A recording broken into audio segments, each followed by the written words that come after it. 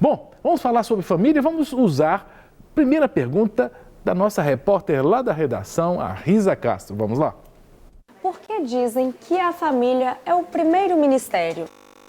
Porque você viu que ela estava elegante, né? A Risa, né? Tá bonita, a Risa. Você estava sem blusa de frio, né? A Risa, não está com frio não, Risa? Vou dar uma blusa de frio, filha. A Risa perguntou, por que fala? Eu já ouvi tantas vezes isso. Família, primeiro ministério, família, primeiro ministério. Por que dizem isso? Vamos começar com as damas? Sim. Carla. Claro.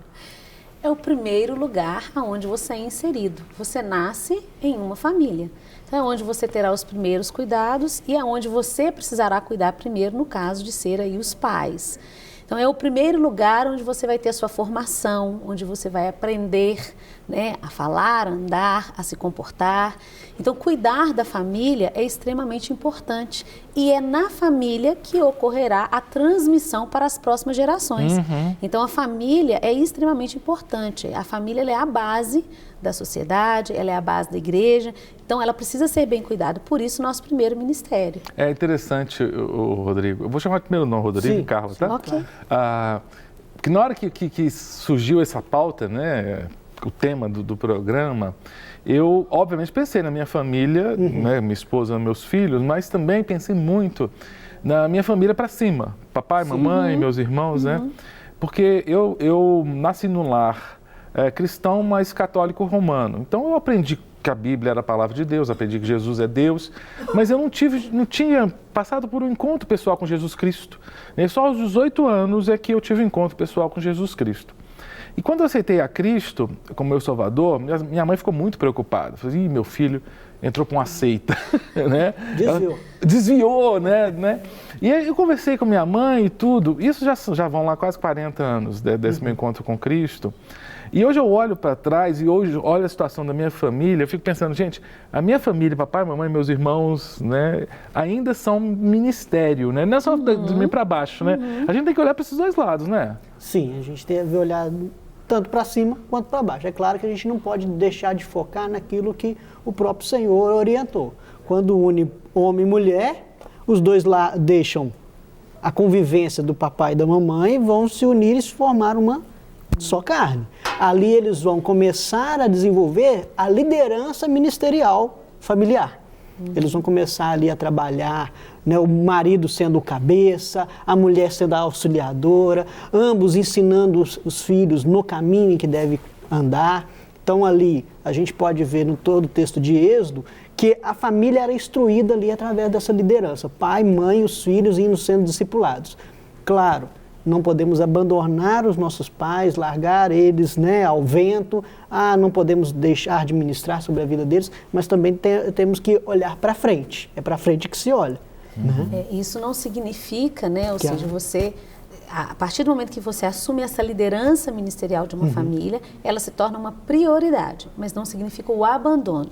Até porque, se nós observarmos a instrução que Paulo vai trazer para Timóteo, ali no momento do socorro às pessoas necessitadas, ele diz, olha, a família precisa cuidar dos seus, né? Se eu não tiver a obra, não cuidar dos que são meus, né, como vai ser? Então, ele fala do cuidado com as viúvas, ou seja, não só olharmos a ascendência, pai e mãe, mas aqueles que estão à nossa volta, que são os nossos familiares, para cuidar também. Então, eu tenho uma responsabilidade com a minha família como liderança, pai e mãe, com os meus filhos, mas eu não devo negligenciar os demais, que são os meus familiares. Aí contando com os pais, né? Honra pai e mãe. Isso, é isso que eu pensei. Né? É isso que eu ia falar, Carla, porque para mim esse texto lá de Êxodo, que se repete no Novo Testamento, ele é clássico, né? Que é honrar pai e mãe independente da idade, né? Sim. Eu tinha, quando eu era pequeno, criança, eu pedia bênçãos para os meus avós. Né? E depois, há muito tempo, eu estava até um dia na igreja lá, São Bento, né? Lagoinha de São Bento, pastor Sandro pregando sobre honrar. Aí o pastor Sandro falou uma palavra que bateu no meu coração, de honrar o pai, de honrar a mãe, pedir bênção. Naquele dia eu falei, eu vou voltar a pedir bênção para os meus pais. E depois, toda vez eu chego para a mãe, bênção. Ela fica numa felicidade de eu pedir bênção para ela, mas é uma maneira de honrar, né?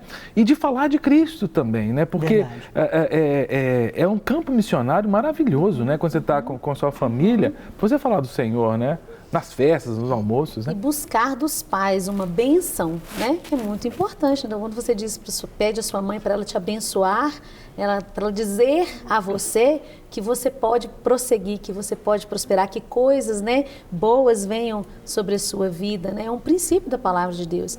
E nos nossos dias aí, para a gente trazer e contextualizar isso, tem sido cada vez mais desafiador isso, porque nós vivemos uma sociedade extremamente individualista. Então, essa coisa do relacionamento familiar também foi muito quebrada nos nossos dias. Tanto na relação, né, dos filhos já adultos com seus pais, né, como das crianças também, em casa, com seus avós. Então, a família ela vai ser esse lugar que você vai cuidar dessas relações de maneira que ela seja saudável. Então, uma criança, quando ela observa o seu pai, já um adulto, honrando o seu avô, Sim. ela está formando uma consciência, né? Ela está aprendendo e isso vai se multiplicando na sociedade. Né? Ô, Rodrigo, deixa eu ler uma pergunta aqui, que é interessante, de um telespectador do Espírito Santo, de Linhares, o Beto. O Beto sempre participa com a gente aqui, já é um companheiro nosso aqui de bate-papo. O Beto traz uma questão interessante. Ele é casado, mas não tem filhos. Aí ele pergunta o seguinte, aquela pessoa que é casada, mas não tem filhos, pode dizer que tem uma família? Sim, a família começa ali realmente na união conjugal. Né? O fato de eu ter ou não ter filhos, eu, por exemplo, não tenho filhos biológicos. Eu tenho o Fernando, que é um filho do coração. Por muito tempo vivi sem filhos, mas eu já considerava minha família, eu e minha esposa. O que virá ali vai ser, sim, a descendência pós, né, a formação da família. Mas a formação da família começa com o marido e a esposa. Se não começar ali, se eu não considerar aquilo ali como família, eu vou considerar o que como família, então? Só a posteridade? Aí muitos pais se enganam e começam a dar também vamos pôr assim, colocar o filho como aquele reizinho dentro da casa. Então leva em consideração somente aquilo que o filho é, como vai, o que eu vou fazer. E isso acaba atrapalhando também até na própria convivência conjugal. Agora, acaba destruindo a família. Só acrescentando isso, não, a família começa com o casal. Então, esse casal, o que ele está formando? Ele está tendo um entendimento. No momento em que ele fez uma aliança, que ele está dizendo, olha, eu estou agora me aliançando com uma pessoa e eu estou no meu compromisso individual, me envolvendo para formar esta família e desta família surgirão os frutos e surgirá a nova descendência. Então, muitos acordos são feitos nesse momento, nessa aliança. Por isso o casamento é uma coisa muito séria.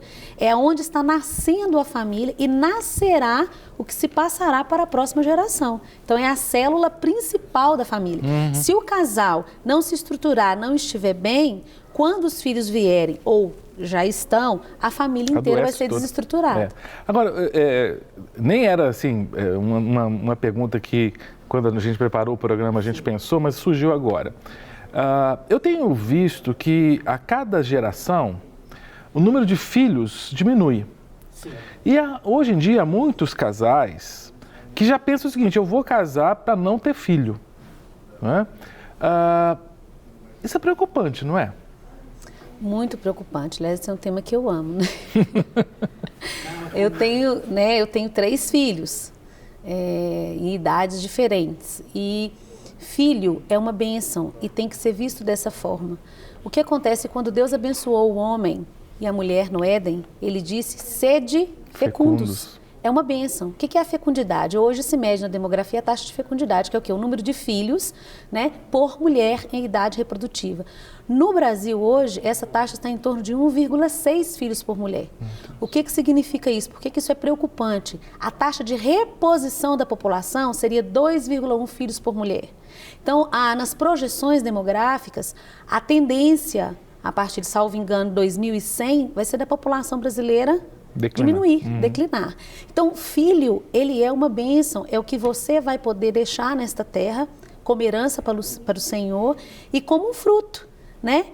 Se você educar o seu filho ensinando os princípios e valores da família, ele vai reproduzir isso na sociedade. Então, eu costumo dizer, hoje, né, como vivemos uma sociedade individualista, as pessoas dizem, eu não quero ter filho, porque isso significa abrir mão.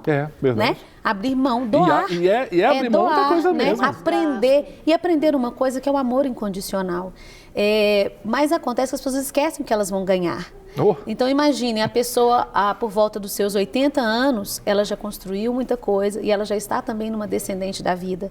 E chegam os netos, e ela pode se alegrar com os netos, e ela pode ser cheia de vida com os netos. É verdade. E se ela não tiver isso, o que vai ser, né?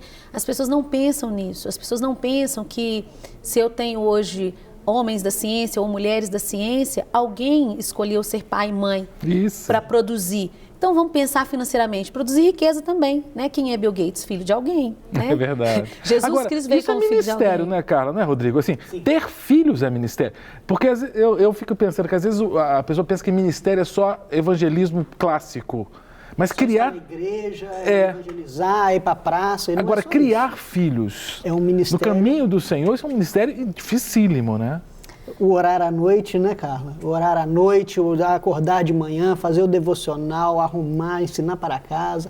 É muita coisa envolvida, onde que você vai demonstrando no dia a dia aquilo que a criança pode entender como ministério. Meu filho, por exemplo, ele ama estar na igreja.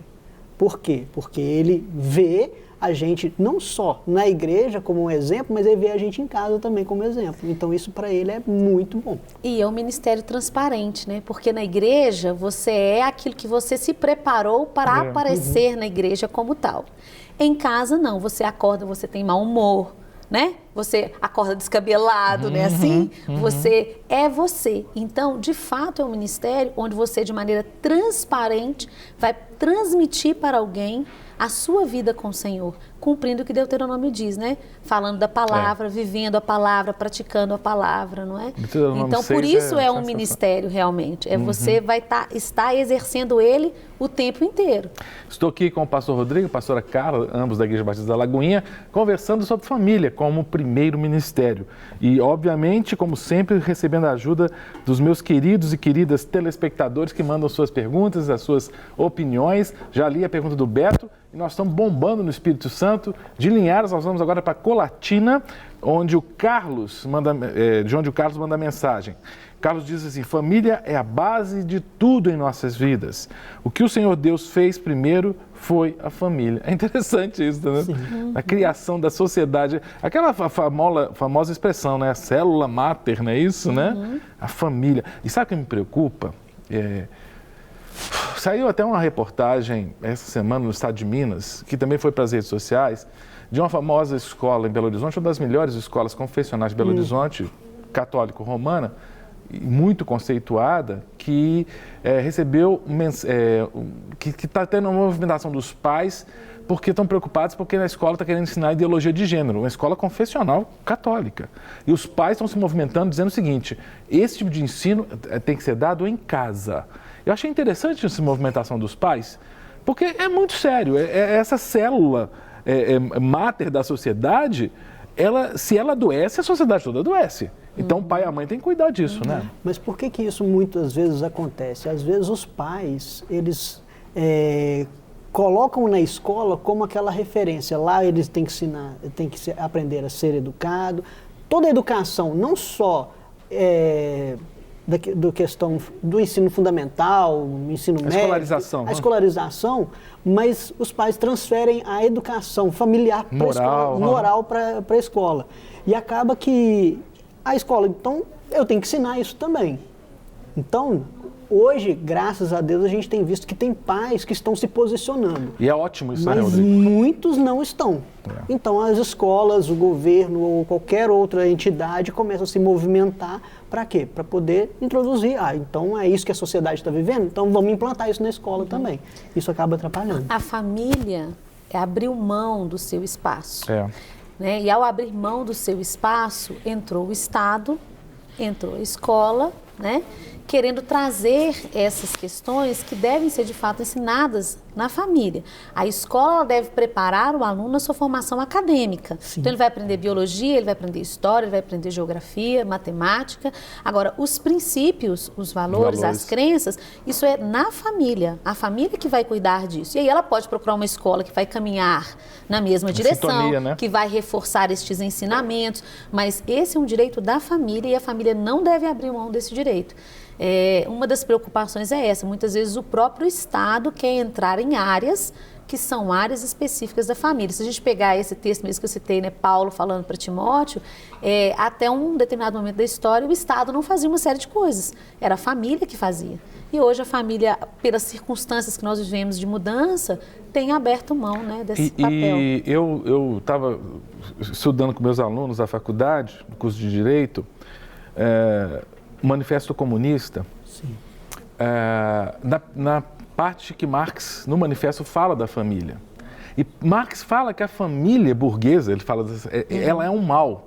E ela tem que ser extirpada. Marx diz que a educação dos meninos, a educação moral, a educação cívica, a educação de valores tem que ser dada pelo Estado, porque a família só vai reproduzir essa moral burguesa. Por isso que a esquerda marxista, como se, né, se pudesse ter uma esquerda que não é marxista, mas vamos supor que exista, né? Ela é contra a família. Então, essas teses todas aí de enfraquecer o poder, né, familiar, a esquerda é muito forte nisso. Por quê? Porque está na sua origem, está na sua gênese. Seu entendimento a respeito. Exato. Né, Aí tira a autoridade do pai. Perfeito. Tira ali a posição da mãe também como educadora, como auxiliadora do pai. E às vezes inversão de valores dentro da família. O pai assume o papel de mãe, a mãe assume o papel de pai. E aí vira aquela bagunça familiar. Exatamente. O solteiro, como é que faz? A família é o primeiro ministério do solteiro também? Eu estava até falando aqui com a Carla no intervalo, né? Sobre uma experiência que eu tive em um dos cultos da família há um tempo atrás. Teve um dia que a gente teve que mobilizar o culto para mudar de lugar e tudo, e eu fiquei na porta do salão, aguardando as pessoas chegarem e avisando, olha, o culto vai ser aqui hoje e tudo. E aí, descendo uma moça pela rua, eu peguei e falei assim, o culto vai ser aqui hoje. Aí ela pegou e fez assim para mim. Eu não entendi, eu falei assim, por que você levantou as mãos para mim e tudo? Aí ela, não sou noiva, nem casada. Aí eu falei assim, mas você não vive em família e tudo, você não tem pais? Ela, não, mora sozinha. Olha. Aí a pergunta que eu fiz para ela, você é crente? Sou. Eu, bem-vindo à família de Deus. O pastor Márcio sempre fala isso. Né? Quando a pessoa aceita Jesus. Aí ela, eu nunca tinha pensado por esse lado. Aí eu falei, o culto da família não é só para quem é casado, quem tem filhos, quem é pai, quem é... Não, o culto da família é para todo mundo, para solteiro, para adulto, para jovem, para quem for, né?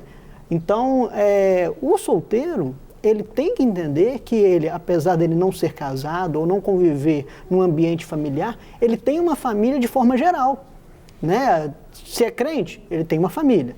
Se ele convive com algumas pessoas, ele tem uma família, mesmo que às vezes eu moro sozinho com um amigo, com uma amiga, né? Então, isso daí já é uma convivência familiar e ali a pessoa começa a aprender também essa vivência familiar. Então, ser solteiro, sim, é ter uma família. Perfeito, né? Perfeito. O Salmo 68, 5 que fala, Sim. né? Deus faz com que o solitário viva em família.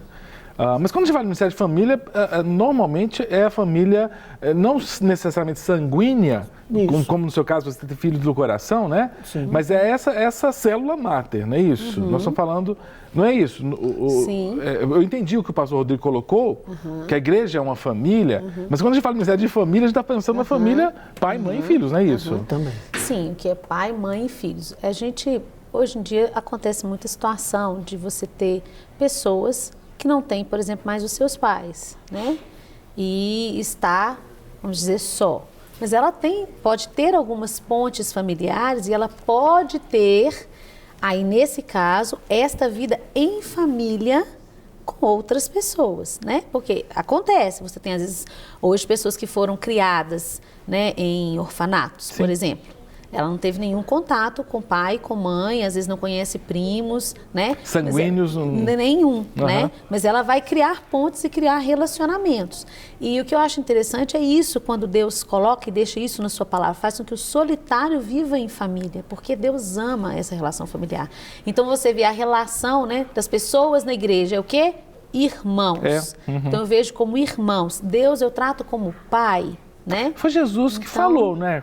Quando falou, quem é aquele, aquela? Esses são a família, minha mãe, né? meu pai e meus Quando irmãos. ele ia questionar, sua mãe está ali. Não, quem é meu pai? Quem é minha mãe? Né? Então, nesse momento, ele falou, olha, meu pai e minha mãe são esses que estão à minha volta, aqueles que estão se relacionando comigo. Né? Então, aquele que eu tenho relação próxima, no entanto, aquilo que ele fala lá em Mateus 22, se eu não me engano, né? Mais pro finalzinho, ele fala lá que a gente deve amar a Deus, amar o próximo como a ti mesmo. O próximo é aquele que está próximo, não é aquele que está lá do outro lado, morando num outro país ou em algum lugar. Né? O próximo é aquele que está se relacionando com você Então, no momento. entendendo o solteiro aí como não casado, se ele tem os pais e tem irmãos, esta é a família dele, né? Ele continua tendo que se relacionar bem com seus irmãos e aprender sobre isso. Sim. E ele tem que se relacionar com seus pais e honrar pai e mãe. Então, família é um ministério. O pastor Carla, aproveitando, o pastor Joaquim, conhece o pastor Joaquim? Ah, conheço. Quem é o pastor Joaquim? Meu amado esposo, Isso! o homem mais lindo do mundo. Eu vou achar um bonito é ruim, né? Mas vamos considerar o pastor Joaquim. Mas o pastor Joaquim pediu pra gente lembrar de um curso, é isso? Isso. Divulga pra gente, pastora. Estão aí abertas as inscrições para o curso de pais e filhos. Então, é um curso onde nós vamos trabalhar esses relacionamentos familiares. O papai e a mamãe entender o seu papel, o filho entender o seu papel. Estão abertas as inscrições, vocês podem estar conosco nesses encontros, tá? Os filhos também podem participar, eles terão classes específicas para eles e nessas classes nós vamos trabalhar o mesmo tema que trabalhamos com os pais, mas na linguagem deles, de acordo com a faixa etária deles. Vai ser onde? O curso é na Igreja Batista da Lagoinha, as inscrições estão abertas, e na Lagoinha sede, e começa em agosto. Então, é importante já correr lá e fazer a sua inscrição. Viu? Excelente. Tem uma pessoa que mandou, não se identificou, deixa eu ver. Eu não sei se é o reverendo Pinheiro, que é lá de Ibirataia, Bahia, né, que diz que é um ouvinte contumaz do bate-papo. Obrigado, viu, querido reverendo Pinheiro. Mas tem uma pergunta que está muito ligada aqui, no mesmo horário, então deve ser, né? Diz assim, irmãos, ter um ministério e não ter família não é ministério, família é uma base. Essa mensagem aqui é muito interessante, eu já ouvi vários pastores, e eu mesmo já me coloquei, não, eu me avaliei muito da questão dos meus filhos da minha esposa. Sim. Porque parece que em Timóteo, não é isso? 1 Timóteo 3, fala que o presbítero tem que governar bem a própria casa, ter a esposa, né, ser marido da sua esposa e ter os filhos fiéis ao Senhor, né? E eu já conversei sério com meus filhos, hoje os três já são adultos, mas eu falei, olha, se um de vocês um dia negar a Cristo, a primeira coisa que vai acontecer é eu largar o ministério. Muitos dizem, o cara é radical. Pode até ser radicalismo, mas eu entendo que isso aqui é sério. Porque se eu não conseguir governar bem minha casa, como é que eu vou governar a igreja? O que vocês pensam disso? A história do exemplo, mas é a história do exemplo que eu havia dito, né? A sua família é o primeiro lugar onde você fará discípulos. Então, você precisa desse comprometimento com seus filhos. É claro que hoje, por exemplo, nós temos, no caso dos judeus ali, eles já vêm de uma linhagem onde os princípios da palavra do Senhor eram ensinados de geração em geração. Hoje, muitos de nós vêm de famílias onde não era ensinado esses princípios. Então, muitos se converteram já adultos, já com uma família formada. Então, nós precisamos ponderar e considerar todas essas questões. Mas você considerando que você ali se converteu, que você conheceu o Senhor, teve essa sua experiência, você precisa viver isso, transmitir esse amor. E o que acontece muitas vezes é que as pessoas vivem de uma maneira religiosa, né? E não transmite isso. Então, até na relação com os filhos, coloca tudo como se fossem só rituais. Então, quando o filho acha que aquilo é só ritual, você muitas vezes pode até estar expulsando o seu filho do relacionamento com Deus, porque você impõe para ele sempre dogmas Isso. e não relacionamento. Então, eu acho que essa coisa da família é isso, é você conseguir dentro da sua casa transmitir esse amor que Deus tem por você, a misericórdia, a graça, a correção, a exortação, mas tudo buscando fazer como o Senhor faz. Então, acho que é por isso que fala, se você não fizer isso dentro da sua casa, como é que você vai fazer com os outros? Transmitindo isso de forma tranquila também, sem impor peso também na criança, né? Porque às vezes a gente, como pais, principalmente como líderes, né, como pastores e tudo, às vezes a gente acaba cobrando, e nossos filhos também são cobrados como pequenos pastorzinhos, e isso acaba afastando eles também do Evangelho. Então a gente tem que fazer isso de forma tranquila, com sabedoria, e até as outras pessoas que estão à nossa volta, a gente fala, não, ele não é pastor, né? Que a cobrança não seja... A cobrança para ele é diferente da minha, então eu tenho que mostrar para ele que tem liberdade. Até para a esposa, também, né, Rodrigo? Pensando Sim. assim, que percentualmente há muito mais homens no Ministério Pastoral do que mulheres, percentualmente falando. Mas há muitos casos em que a irmã não tem chamado pastoral, mas é tratada como pastora. E é interessante, por exemplo, quem está aqui, o pastor Joaquim está em casa, mas a pastora Carla está aqui, porque ela é pastora, ambos têm um ministério, mas a Carla é pastora. Mas eu sei de muitas mulheres que são esposas de pastores, são ótimas crentes, têm seu ministério, mas o ministério não é pastoral. E às vezes a igreja tem aquela, cobrança, né? Mas aí é porque eu acho que tem, às vezes, uma confusão com relação a essa palavra ministério, né? Na Bíblia, em Efésios 4:11, vai falar quais são os ministérios, né? Uns pastores, mestres, apóstolos, evangelistas e profetas. Então, não é todo mundo que é pastor, né? Nós, às vezes, na igreja estamos acostumados a intitular um profeta de pastor, quem tem ministério a intitular um pastor. mestre de pastor. É verdade. Né? Então, às vezes, a esposa, ela não tem a função de pastor, às vezes ela é a profetisa na casa, né? Às vezes, ela é a mestre na casa. Então, eu acho que essa confusão é que permite isso. E o Rodrigo levantar essa questão aqui é muito importante. Eu costumo dizer para as pessoas, os meus filhos, não é porque nós somos líderes da escola de pais que eles são perfeitos. Eles são crianças, cada uma na sua faixa etária, que estão em formação. Isso. E eles, o momento deles errarem é agora, para que nós possamos ensinar, ajudar, a que eles possam crescer. O que acontece é que muitas vezes, e é um peso grande sobre filhos de líderes e pastores, é que exige deles que eles já estejam formados. Então, eles têm que comportar de maneira perfeita, eles não podem ter a idade que tem. E eles começam a aprender, né, Carla, a simular também, para não envergonhar os pais, e não se dão direito nem de errar, até para que possam ser corrigidos. Perde a autenticidade. Perde, exatamente. Aí vira religiosidade. Perfeito. A Beatriz, que é de Belo Horizonte, obrigado, viu, Beatriz, pela sua mensagem. Ela diz assim, paz do Senhor, amo o programa, assisto todos os dias e tem me edificado muito. Obrigado, querida. Paro tudo para assistir. Ah, que legal. Agora, ela tem uma questão muito interessante, exatamente em cima do que vocês estavam falando, sobretudo com crianças. Culto doméstico. Como restaurar o culto doméstico? É uma prática que talvez muita gente tem em casa nunca ouviu falar. Porque antigamente era uma coisa muito conversada nas igrejas, mas a igreja evangélica cresceu tanto que se perdeu esse conceito do culto. É chamado de cultinho, culto doméstico. Como restaurar? Olha, lá no curso a gente trabalha com relação a isso. A gente não tem uma disciplina chamada culto doméstico. O curso inteiro, a gente trabalha como fazer um culto doméstico, né?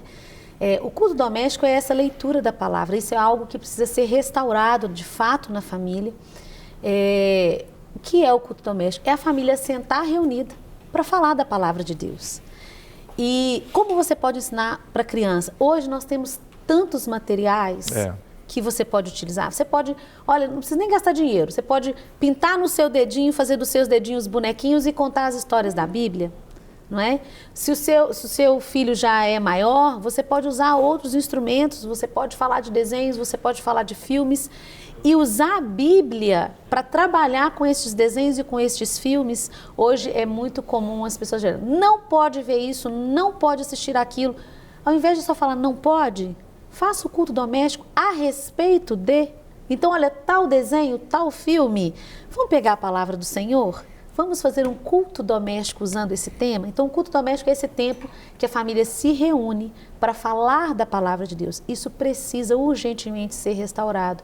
Nós temos meditado lá esses dias no Ministério da Escola de Paz sobre o Neemias, sobre a restauração, né, que Jerusalém passou. E esse é um dos pontos que deve ser restaurado no meio do povo de Deus.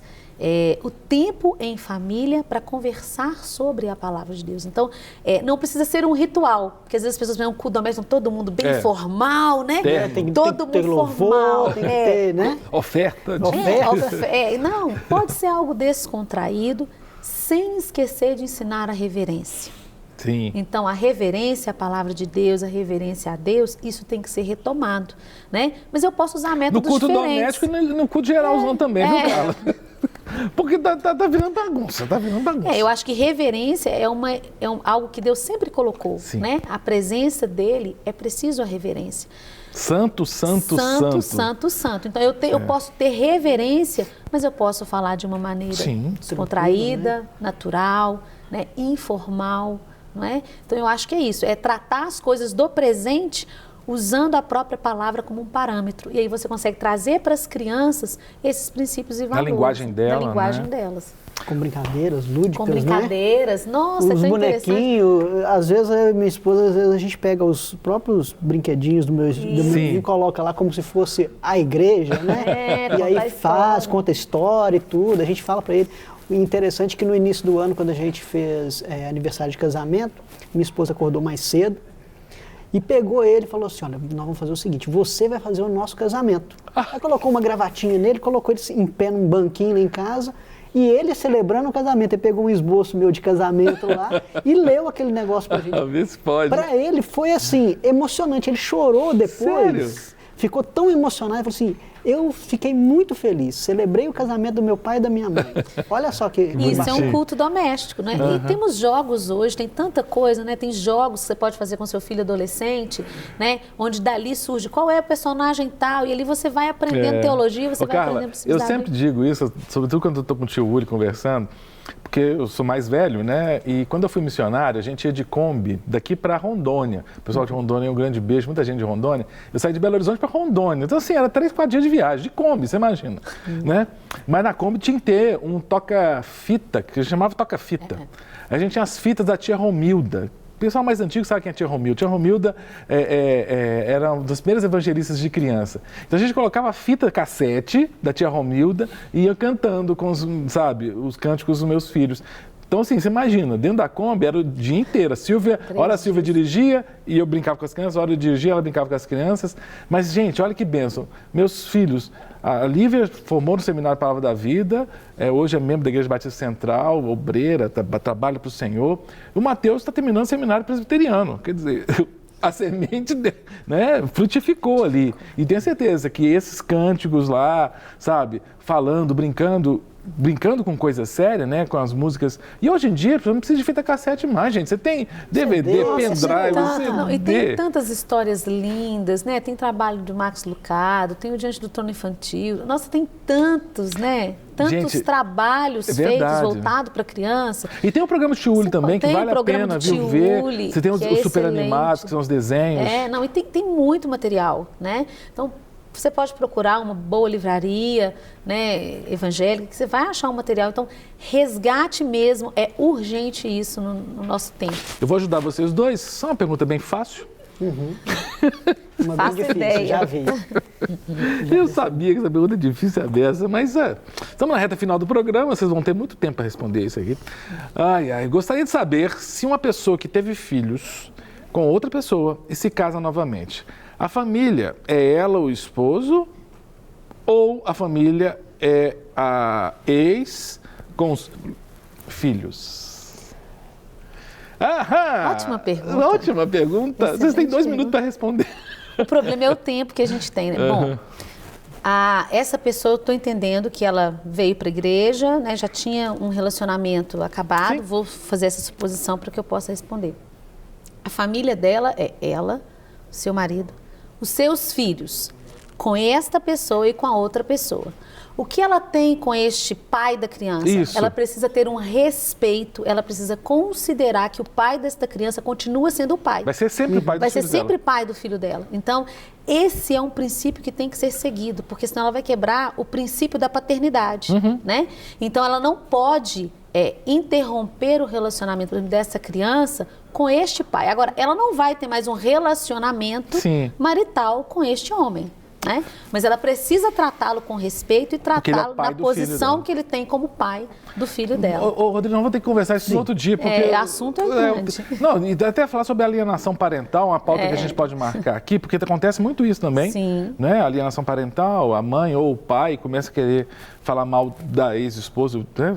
Só dando uma completadinha nessa questão que a Carla falou, a esposa também, nesse caso, ela tem que considerar que o marido atual, ele também tem uma responsabilidade paterna sobre essas crianças. Então, ele também tem que ser o sacerdote daquela casa, ele tem que governar bem, tem que liderar para poder também influenciar esses filhos. Isso aí vai ser muito bacana.